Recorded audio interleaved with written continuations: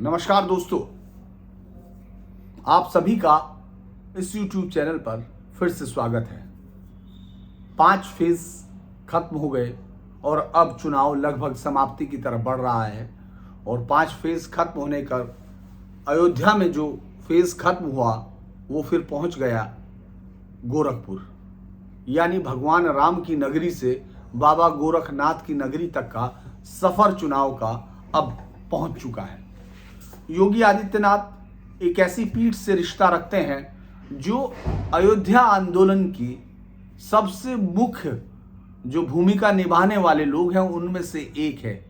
आप में से शायद बहुत ही कम लोगों को ये मालूम होगा कि 1949-48 में जब मंदिर आंदोलन की बात हुई, तमाम चीज़ें हुई और रामलला प्रकट हुए वहाँ उस वक्त, तो शायद आप में से बहुत कम लोग ये जानते होंगे कि महंत दिग्विजयनाथ यानी जो गोरख पीठ है, यानी गोरक्ष पीठ जिसको कहा जाता है, बाबा गोरखनाथ की वो पीठ जो पूर्वांचल की सबसे बड़ी पीठ है, जो नेपाल से लेकर त्रिपुरा तक इधर अगर आप जाते हैं तो सब जगह उसके अनुयायी हैं, उसके मानने वाले लोग हैं। उसके बाबा महंत दिग्विजयनाथ उसमें शामिल थे, यानी उन लोगों में शामिल थे जिनके खिलाफ मुकदमा हुआ, जो उस वक्त चला भी रहे थे आंदोलन। और उसमें वो चूंकि उस मंदिर को जिस पर बाबरी मस्जिद बना दी गई थी 1528 में मीर बाकी के द्वारा, उसके वापसी के लिए हिंदुओं को मिलने की वजह से जो आंदोलन खड़ा हुआ था उसमें महंत दिग्विजयनाथ एक बहुत ही ताकतवर स्तंभ थे। फिर ये मामला आगे बढ़ता चला और जब आप लोगों ने 80s के दौर में, शायद बहुत सारे लोगों ने देखा होगा आप में से जो देखते हैं, लेकिन बहुत सारे युवाओं को ये मालूम नहीं होगा क्योंकि उस वक्त तक बेहद छोटे होंगे या उनका जन्म भी नहीं हुआ होगा। उस आंदोलन में महंत अवैधनाथ रामचंद्र परमहंस जी के बराबर के हिस्सेदार थे। उस पूरे आंदोलन के लिए जो ऊर्जा, जो तमाम संसाधन इकट्ठे करने से लेकर जनता को मोबिलाइज करने वाले जो लोग थे उनमें महंत अवैधनाथ थे। और जब इस मंदिर आंदोलन को बाबरी मस्जिद टूटी, उसके बाद बहुत सारी चीज़ें, बहुत सारा पानी चला गया और यमुना में बह गया, सरयू में बह गया, गंगा में बह गया। और अब जब इस मंदिर आंदोलन का कल्मिनेशन हुआ और बात सुप्रीम कोर्ट से फाइनल हुई, उस वक्त देव योग है कि उसी गोरक्ष पीठ के उत्तराधिकारी योगी आदित्यनाथ इस प्रदेश के मुख्यमंत्री बने और फिर उस मंदिर निर्माण में एक अपनी समग्र भूमिका, यानी एक नई अयोध्या बसाने में एक भूमिका निभा रहे हैं। अयोध्या में आंदोलन खत्म हुआ, 40 बार से ज़्यादा योगी आदित्यनाथ अयोध्या गए हैं। अयोध्या के साथ अपने रिश्तों का जिक्र वो कभी भी गाहे बगाहे करते हैं, आपने सुना होगा। अब जब मामला वहाँ चुनाव खत्म हुआ तो अब यहाँ गोरक्ष पीठ पहुँच गए। आखिर इसका रिश्ता आप सोच रहे होंगे क्यों जोड़ रहा हूँ, क्योंकि आज जब हम लोग अयोध्या से निकलकर यहाँ पहुँचे, गोरखनाथ पे गोरखपुर में पहुँचे, तो एक जो लोग प्रचार कर रहे थे उन पर जब निगाह पड़ी, साधुओं का एक जत्था जो भगवा पहने हुए था, तो उसमें वही हनुमानगढ़ी के महंत राजू दास जी दिखाई दिए। कल तक हम लोगों ने उनको अयोध्या में वोट करते हुए देखा, वहाँ उनसे बातचीत की, इंटरव्यूज लिए, और आज वो सुबह हम पहुँचे और हमसे पहले महंत राजू दास नंगे पैर इस गोरखपुर की सड़कों पर बाबा योगी आदित्यनाथ को जिताने के लिए संतों की टोली के साथ जगह जगह वोट मांग रहे हैं। ये रिश्ता हमको समझ में आता है कि किस तरह से अयोध्या से गोरखपुर का एक रिश्ता जुड़ा हुआ है। अब ये तो बात हुई एक रिश्ते की, लेकिन चुनाव क्या है, चुनाव कैसे होगा? 5th फेज पर हमने बात की थी और मेरे सहयोगी के साथ आपने बातचीत सुनी थी। बहुत सारे लोगों को लगा कि शायद वो बहुत सारे शब्दों की तुलना करते करते उनके बहुत सारे समायोजन, मुझे लगता है कि बहुत सारे लोगों को पसंद नहीं आए। ये बात सही है कि अखिलेश यादव अभी ममता बनर्जी की स्थिति में नहीं है। ममता बनर्जी ने जिस तरह से वहाँ चुनाव लड़ा और जिस तरह से उन्होंने तुष्टीकरण को एक मिक्स कर दिया गया, जो टेररिज्म का एक बेसिक हिस्सा दिखता है, उसके उन लोगों को भी, यानी जिन पर रिश्ता, क्योंकि खागरागढ़ ब्लास्ट के बहुत सारे एक्यूज को ये माना गया कि अनड्यू एडवांटेज मिला उस पूरे चुनाव में। चुनाव से पहले भी उस सरकार के दौरान कुछ इसी तरह के आरोप बीजेपी ने उत्तर प्रदेश में लगाए, और आरोप से ज़्यादा तो कुछ चीज़ें हैं जिनका जवाब देना मुझे लगता है कि थोड़ा सा मुश्किल होगा। समाजवादी पार्टी के तारिक कासमी, वलीउल्लाह, ये तमाम वो आतंकी जिनको सजाएं हुई आजीवन कारावास जैसी गंभीर सजाए हुए आतंक पे, और उनका जब सरकार बनी थी तो मुकदमे वापसी का फैसले लिए गए थे। तो ऐसे मामले में जब हम लोग आगे की तरफ बढ़ते हैं तो उसमें जब आप उनका सुन रहे थे तो उसमें कुछ चीज़ें मैं जब कमेंट्स पढ़ रहा था तो लगी। लेकिन मुझे एक बात फिर मैं बार बार आप लोगों को कहता हूँ, जो भी लोग सुनते हैं हो सकता है कि उनको इस बात से थोड़ा आपत्ति हो, लेकिन मुझे लगता है कि आपको उन वॉइस को सुनना चाहिए जो डिसेंट रखती हो और फैक्ट रखने की कोशिश कर रहे हो, क्योंकि हर किसी को ये हक है कि वो एक वॉइस के साथ आपको बताए। अगर आपको उसके पास तर्क में आपको समझ में आता है तो आप उसके प्रत्युत्तर दे सकते हैं, आप क्वेश्चन लिख सकते हैं जिनका जवाब मैं अक्सर आपको देता हूं। फिफ्थ फेज एक बेहतर फेज गया बीजेपी के लिए, अगर मुझसे पूछा जाता है तो बीजेपी के लिए एक बेहतर फेज था। पिछली बार जैसी सफलता तो नहीं है, लेकिन हाँ वो बहुत कुछ नुकसान में नहीं है। यानी जो सत्ता हासिल करने के लिए जितनी सीट चाहिए उतनी सीट लेती हुई, माफ कीजिए, इस फेज में भी दिखाई दे रही है। ये लगातार हम फेज दर फेज का ये आंकड़ा हम लोग देख रहे हैं। अब ऐसे में ये भी सवाल आएगा कि फिर आप सीटों की संख्या क्यों नहीं बता रहे हैं।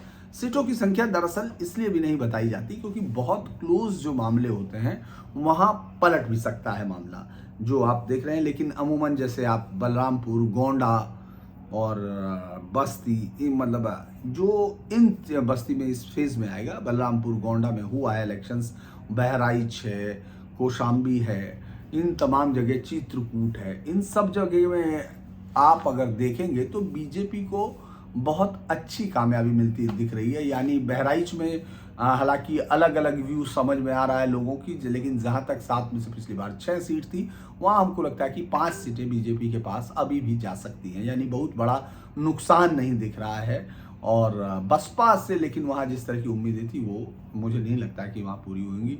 जो सबसे इंटरेस्टिंग फाइट थी, यानी जिस पर सबकी निगाह थी, प्रयागराज पूरे यूपी में सबसे बड़ा जिला है जिसके पास 12 विधानसभा सीटें हैं, जो पिछली बार 9 के करीब विधानसभा सीटें थी।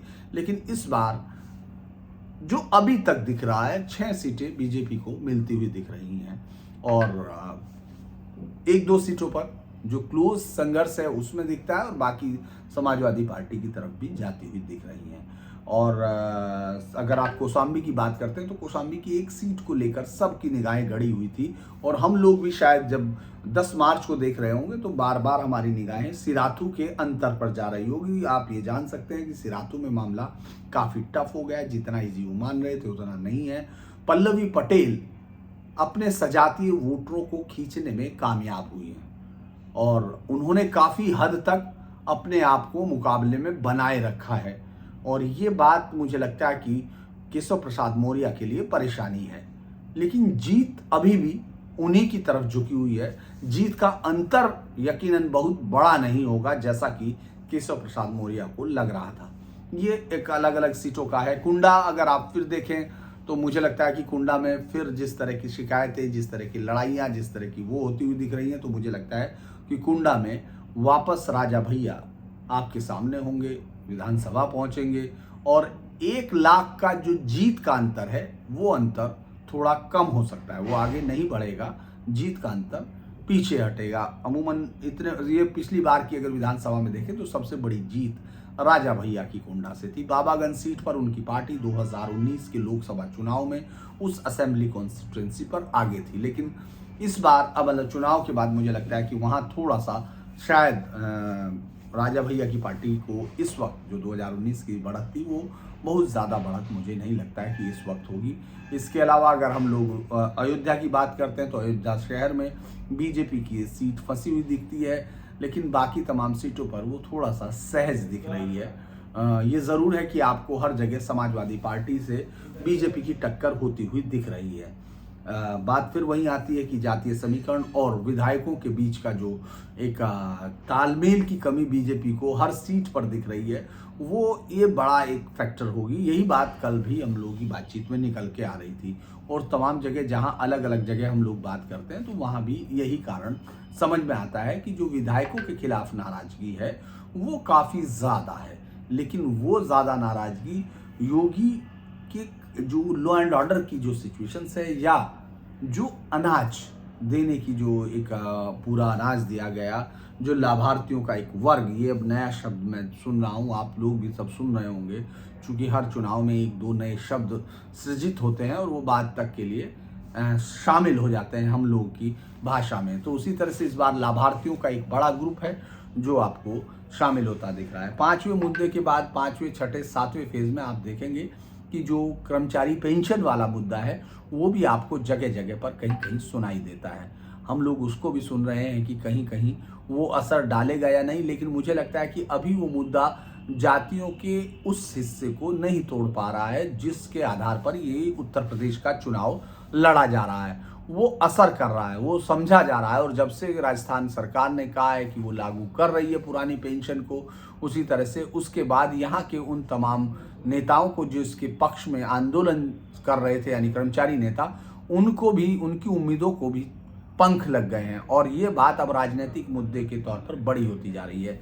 लेकिन एक चीज आप देख रहे होंगे कि दावे भले ही समाजवादी पार्टी और उसके नेता कितने ही बड़े कर रहे हो, लेकिन आप उनकी रणनीति में बदलाव देख रहे हैं। अब वो शिफ्ट कर रहे हैं। अभी तक वो जिस लाभार्थी की इशू पर बहुत ज्यादा गंभीरता से नहीं ले रहे थे, अब वो लगातार एक के बाद एक इस तरह के पैकेज घोषित कर रहे हैं जो ये बता रहे हैं कि लाभार्थी की समस्या से जो समाजवादी पार्टी को लग रही है उनकी जीत के बीच में, उससे निपटने के लिए एक के बाद एक कई सारे कदम अखिलेश यादव उठा रहे हैं। यानी उनको लगता है कि ये एक ऐसा मुद्दा है जो उनकी पार्टी की जीत में अभी भी रोड़ा बना हुआ है, और योगी और मोदी की जो सबसे बड़ी जो उनकी पहचान गरीब वर्ग के साथ जुड़ती हुई दिख रही है, वो उसका काउंटर खोज रहे हैं। अब उन्होंने घी भी देने की घोषणा कर दी है। इससे पहले आपने सुना ही था कि सिलेंडर भी देंगे वो, और फ्री साइकिल की बात भी हो रही थी। कह रहा वो तो आगे बात और आगे बढ़ गई है, अब वो कड़वा तेल भी देंगे। तो इन सब का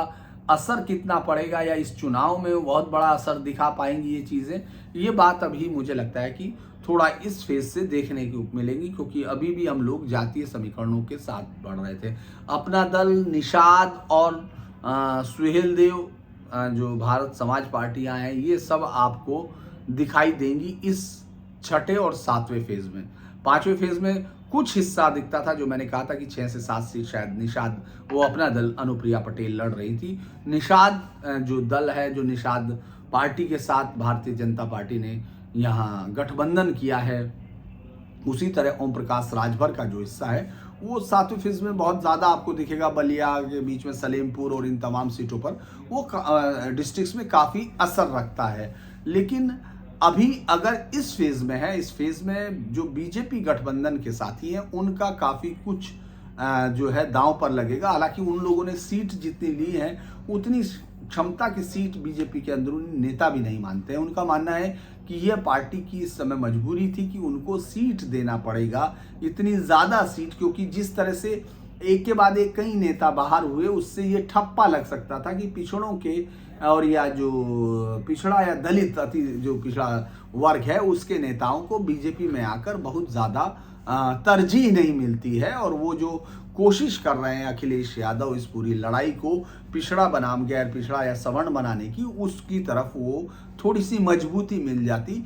इसी बात को जानते हुए, इसी बात को परखते हुए बीजेपी ने थोड़ा, पहली बार आप इतना लिवरेज देते हुए देख रहे हैं। जनरली बीजेपी इतना ज़्यादा अपने जो गठबंधन के सहयोगी होते हैं उनको इतनी सीट नहीं देती, काफ़ी हार्ड बार्गेनर मानी जाती है बीजेपी इस मामले में। लेकिन इस बार चाहे वो अपना दल हो चाहे निषाद पार्टी हो, वो काफ़ी बड़ा लॉयन शेयर लेने में कामयाब हुई हैं इस हिस्से में, और अब उनकी देन है। लेकिन अगर आप ग्राउंड पर देखते हैं तो लगता है कि जैसे बीजेपी अगर इन सीटों से खुद भी लड़ती तो इनसे बेहतर एक लड़ाई होती, क्योंकि उन्होंने जिस तरह के कैंडिडेट दिए हैं उसमें पॉलिटिकल जो एक्मन है वो मुझे लगता है कि बहुत कम दिखाई देती है। इससे मतलब है कि किसी समझौते से या किसी और वजह से ये टिकट दिए गए हैं और मजबूरी है बीजेपी के वोटर्स की कि उन सीटों पर बीजेपी नहीं है, लिहाजा उसको इनका समर्थन करना पड़ेगा।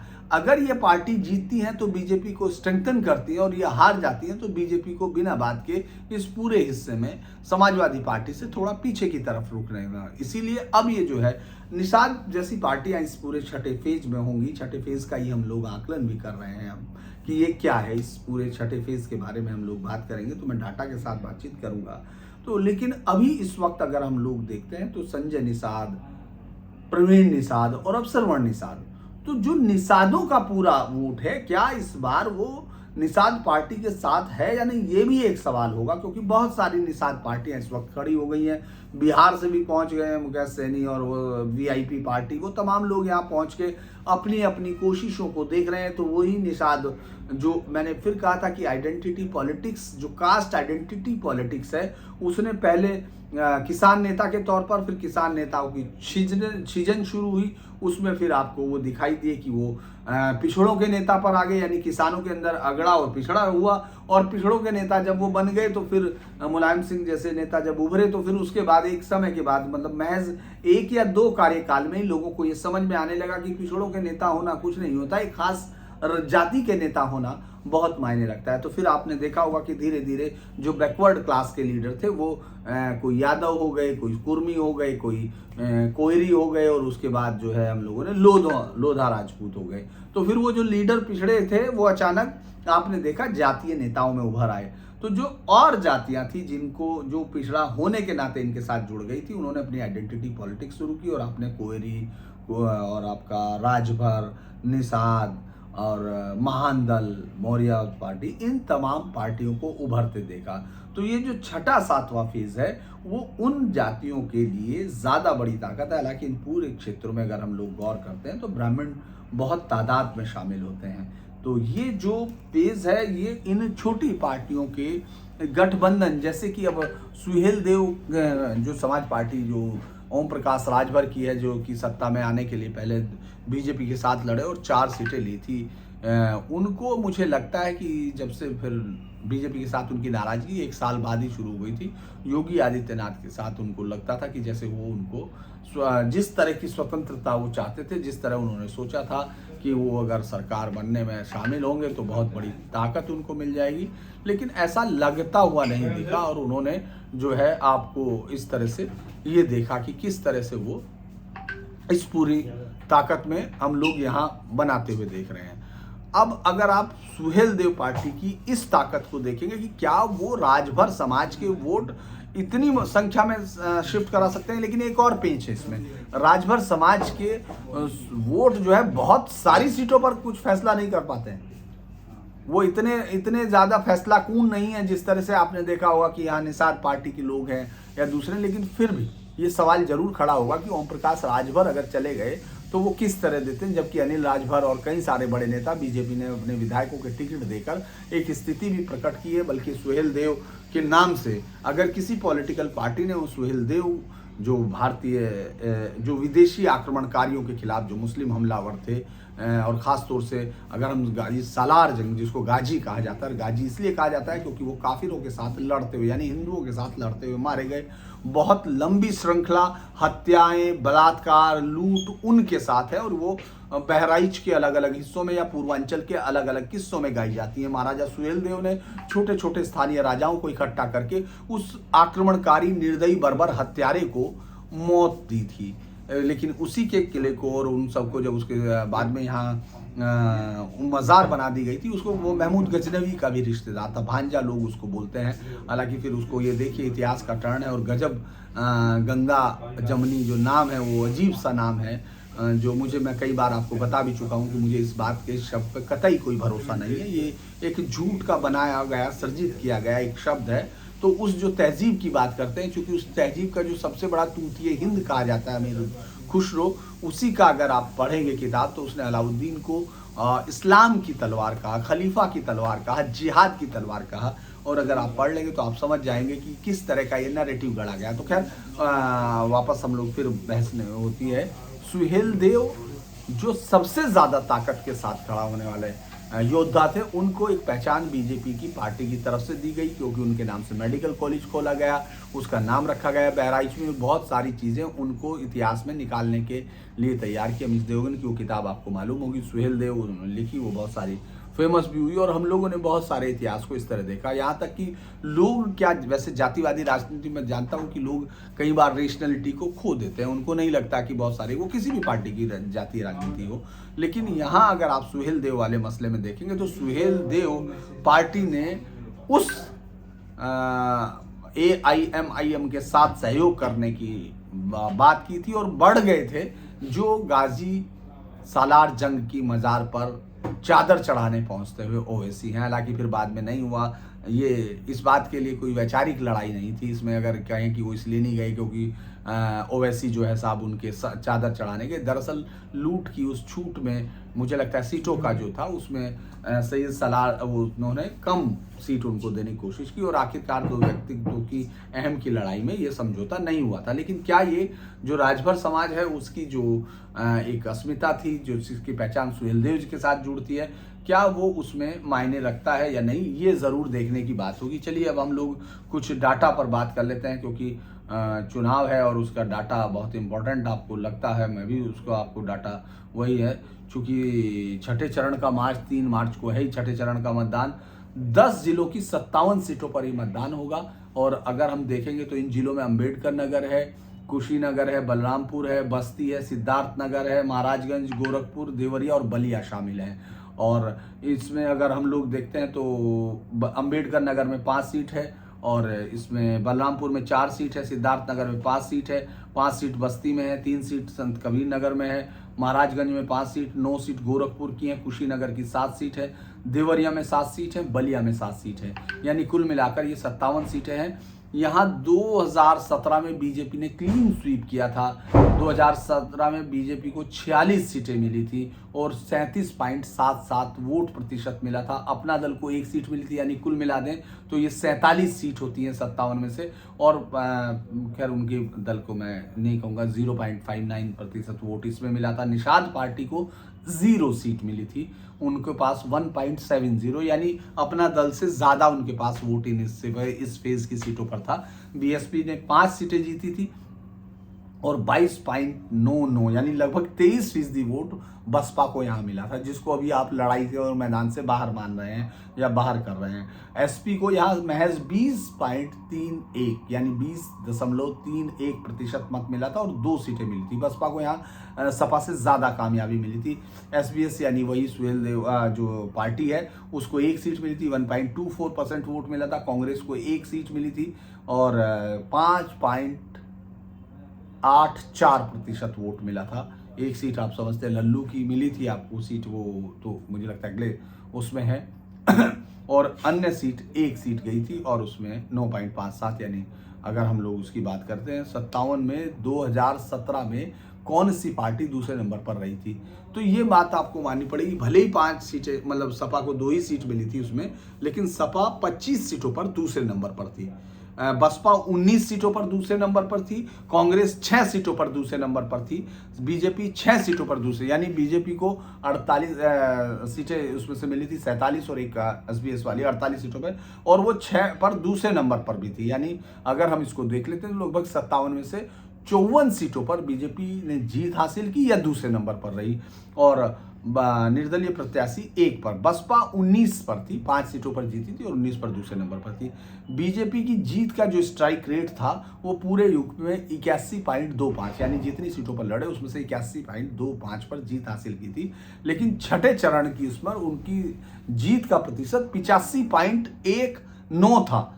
2019 लोकसभा चुनाव में अगर देखते हैं असेंबली सेगमेंट को कि आखिर इनमें से कितनी सीटों पर उनको जीत हासिल हो रही थी, तो बीजेपी को 45 सीटों पर जीत हासिल हो रही थी। आप देखिए 46 से सिर्फ 45, यानी 2017 से 2019 तक बीजेपी के उसमें बहुत कोई अंतर नहीं आ रहा था, कुछ अंतर नहीं आया, 45 सीटों पर थी। बसपा 12 सीटों पर थी, ये बड़ी हैरानी की बात है कि सपा को 0 सीट मिल रही थी। अगर हम 2019 का चुनाव यहाँ देखते हैं, वो इसलिए भी है क्योंकि इन सीटों पर बसपा ज़्यादा लड़ रही थी संगठन में, और जो गठबंधन था उसमें सपा और भाजपा बसपा का गठबंधन था, तो लिहाजा उसको बहुत आश्चर्य लोगों को हो रहा है, उसमें नहीं है। कांग्रेस को 0 सीट मिली थी, यानी कांग्रेस इसमें कोई फिगर नहीं करती, और अभी भी मुझे लगता है कि आरपीएन सिंह जैसे नेता यहाँ से निकल के जा चुके हैं, तो इसलिए कोई मतलब नहीं रहा इस पूरे इलाके में कभी।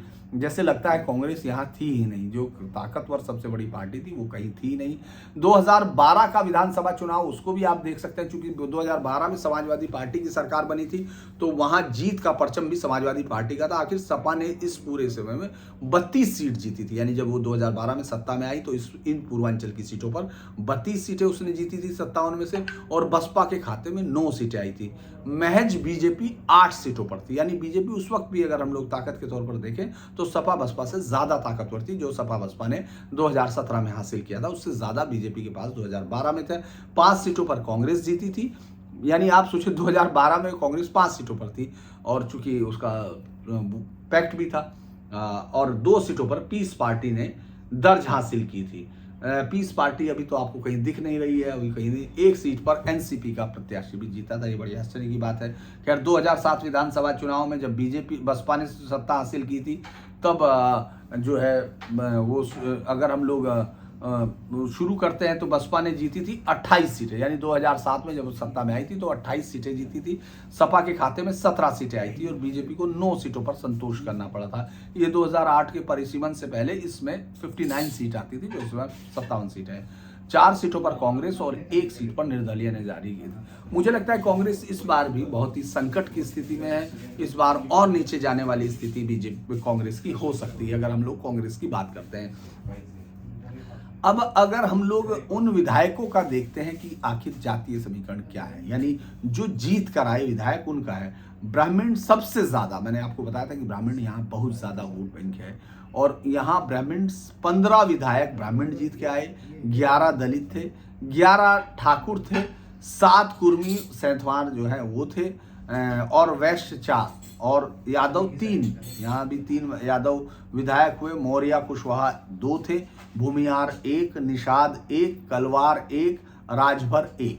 यानी ये अगर जातीय प्रतिशत आप देखते हैं वो है। अगर हम ये भी देखें कि आखिर किस जिले में कितने मतदाता दलित हैं, कितने मुस्लिम मतदाता हैं। छठे चरण में दलित मतदाता लगभग 17% के करीब है, और जो मुस्लिम मतदाता भी 17%, यानी मुस्लिम मतदाता भी है इस हिस्से में, और 17% दलित और 17% वो है, यानी बराबर मिला के कॉम्बिनेशन है उनका। और इन 57 में से 11 सीटों पर अनुसूचित जाति के हैं। और अगर हम लोग आप लोग डिटेल, चूंकि ये डाटा स्टोरी होती है जब हम लोग बताते हैं, और आपने टीवी पर भी देखा होगा अक्सर इस तरह होती है। अंबेडकर नगर में दलित जो है 24%, यानी अंबेडकर नगर में दलितों की संख्या 24% है, जो इसके एवरेज से 7% ज्यादा है, और मुस्लिम मतदाता 17% हैं। लेकिन बलरामपुर एक ऐसी जगह है जहां पर 13% दलित मतदाता है और 38% मुस्लिम मतदाता है। सिद्धार्थनगर में 17% दलित हैं और 29% मुस्लिम हैं, और 21% बस्ती में दलित हैं और 15% मुस्लिम मतदाता हैं। उसी तरह संत कबीर नगर में 21% मतदाता दलित हैं और 24% मुस्लिम मतदाता है। महाराजगंज में 20% दलित हैं, 17% मुस्लिम है। गोरखपुर में जो 22% दलित वोटर के साथ काफी बड़ी संख्या है, 9% यहाँ महज मुस्लिम है। 18% कुशीनगर में दलित हैं, 17% मुस्लिम है। देवरिया में 9% दलित है और 12% मुस्लिम मतदाता हैं। 16% दलित बलिया में है और 7% मुस्लिम है। यानी कुल मिला के अगर आप देखते हैं तो 17% दलित और 17% वो है। जातियां कितनी हैं, उनकी उपस्थिति कितनी है, ये भी एक देखते हैं। दलित आपको लगभग सभी सीटों पर आपने देखा होगा, सभी सीटों 57 पर है, 22 सीटों पर वो काफी असरदार है। मुस्लिम 55 सीटों पर है, लेकिन 20 सीटों पर वो काफी असर रखते हैं। ब्राह्मण 55 में है और 19 सीटों पर वो काफी असरदार हैं। यादव 55 में है, लेकिन 15 सीटों पर उनका असर माना जा सकता है, मतलब वो काफी साइजेबल अमाउंट में है। कुर्मी सैथवार 34 विधानसभा में 10 पर है। ठाकुर 40 विधानसभाओं में, लेकिन 5 पर असरदार है। वैश्य 32 में है, 3 पर है। निषाद 3 सीटों पर काफी असरदार है और 25 विधानसभा में। मौर्य कुशवाहों की बात करते हैं 14 विधानसभाओं में, 3 सीटों पर है। मौजूदा जो गठबंधन है, सपा सुहेलदेव भारतीय समाज पार्टी गठबंधन के साथ है, यानी समाजवादी पार्टी 48 सीटों पर लड़ रही है और सुहेलदेव पार्टी यानी SBSP 9 सीटों पर चुनाव लड़ रही है। बीजेपी अपना दल निषाद पार्टी गठबंधन यहाँ लड़ रहा है, जिसमें से बीजेपी 52 सीटों पर है, 4 सीटों पर निषाद पार्टी और अपना दल 1 सीट पर लड़ रही है यहाँ, यानी जो हम अभी आपको बता रहे थे उसमें थोड़ा सा तरमीम है। इसके साथ साथ बलरामपुर का जो मैंने बोला था कि जो कल का फेज था, मतलब जो वोटिंग था उसमें बलरामपुर नहीं थी, बलरामपुर इस फेज में है। तो ये कुछ चीज़ें हैं। और चूँकि योगी आदित्यनाथ का आज रोड शो था, जिस रोड शो के में हम लोग शामिल थे और हम लोगों ने योगी जी से बात भी की थी, तो उनका ये कहना था कि वो इस इलाके में जीत के लिए नहीं है यहाँ, वो अपने काम पर, अपने गुरु के नाम पर और इस पूरे इलाके में उन्होंने जो लंबे समय से राजनीति और इस परिवार की तरह उन्होंने इनके साथ रिश्ता रखा है, तो इसीलिए वो रिकॉर्ड के लिए हैं। ये जो शो है ये रिकॉर्ड का शो है, यहाँ कोई बहुत बड़ा कोई भी फाइट उनके लिए नहीं है। और अगर ज़्यादातर लोगों से बात करते हैं तो आपको लगता भी है जैसे बाकी तमाम जो पार्टियां हैं वो यहाँ उपस्थिति के लिए लड़ रही हैं। हालांकि यहाँ सबसे बड़ा चौंकाने वाला नाम लोगों को लग रहा है आज़ाद, चंद्रशेखर आज़ाद, यानी आज़ाद पार्टी वाला चंद्रशेखर भी यहाँ आए और वो चुनौती देने आए हैं। उनके साथ घूमती हुई कुछ गाड़ियाँ ये ज़रूर बताती हैं कि उनको कम से कम लड़ने में बाकी संसाधनों की कमी नहीं, लेकिन जनता उनको कितना पूछेगी ये बहुत ही शक की बात है। मुझे नहीं लगता कि वो यहाँ कोई जमानत बचाना तो खैर बहुत दूर की बात है, कुछ भी साइजेबल रख पाएंगे। और वो जिस तरह का हम लोग रोड शो देख रहे हैं, जिस तरह का लोगों के साथ बातचीत है, लगता है कि योगी जिले की उन पूरे प्रदेश की उन सीटों में से एक सीट पर होंगे, 322 शायद यहाँ का सीट नंबर है, जिनको रिकॉर्ड मतों से जीतने वाली सीटों में गिना जाएगा। तो अगर हम लोग एक और इंटरेस्टिंग चीज़ होगी जो आप सब लोग भी देखेंगे और तमाम लोग भी देखना चाहेंगे कि योगी इस सीट पर कितने अंतर से जीतते हैं और करहल से अखिलेश यादव कितने पर जीतते हैं। और इस पर जब मैं आज उनके समर्थकों से बात भी कर रहा था तो एक ने कहा कि ये अंतर आपको देखना होगा कि जातिवादी राजनीति का क्या अंतर होता है, कि उनको सबसे सेफ सीट ढूंढने के लिए करहल जाना पड़ा, यानी आजमगढ़ से वो करहल पहुंचे, चूंकि वहां यादव मतदाताओं की संख्या अपने आप में 1,30,000 के करीब है, जो अपने आप में ही अपने आप को खड़ा कर सकते हैं अपने किसी जाति के उम्मीदवार को। और वहां वो अगर सबसे बड़े नेता को अपनी जाति के, जो पार्टी के मुख्यमंत्री के तौर पर फेस है और मुख्यमंत्री रह चुके हैं, अगर वो वहां लड़ने के लिए पहुंचते हैं तो कोई बड़ा आश्चर्य नहीं कि वो वहां जीत जाएं। लेकिन जिस सीट से योगी आदित्यनाथ आए हैं वहां कोई क्षत्रिय इस तरह से नहीं है कि वो अपने दम से किसी को 1 लाख की तादाद में हो, और ये अलग अलग सीट है, यानी जातीय समीकरण तोड़कर यदि कोई आदमी खड़ा होता है तो उसकी जीत का मतलब अलग होता है बामुकाबले उसके जो सिर्फ अपनी जाति की सीट पर खड़ा होता है। ये भी योगी आदित्यनाथ के समर्थक आज यहाँ अलग अलग चीजें, चूंकि मैंने आपको बताया कि इस समय इतना बाइपोलर इलेक्शन है कि हर आदमी अपनी अपनी बातों को करने की कोशिश करता है। खैर आज के लिए तो मुझे लगता है इतना है, हम लोग फिर बातचीत करेंगे। और अगर मैं फिर बार बार आपको कहता हूं कि अगर आपको पसंद आता है तो उसको लाइक कीजिए, सब्सक्राइब कीजिए और शेयर कीजिए, उससे शायद ये रीच ज़्यादा बढ़ेगी और मेरे पास आने वाले क्वेश्चंस के वेरिएशंस भी बढ़ेंगे। इसमें मुझे आप लोगों की मदद की ज़रूरत है। आज के लिए इतना ही, फिर मिलते हैं कल। नमस्कार।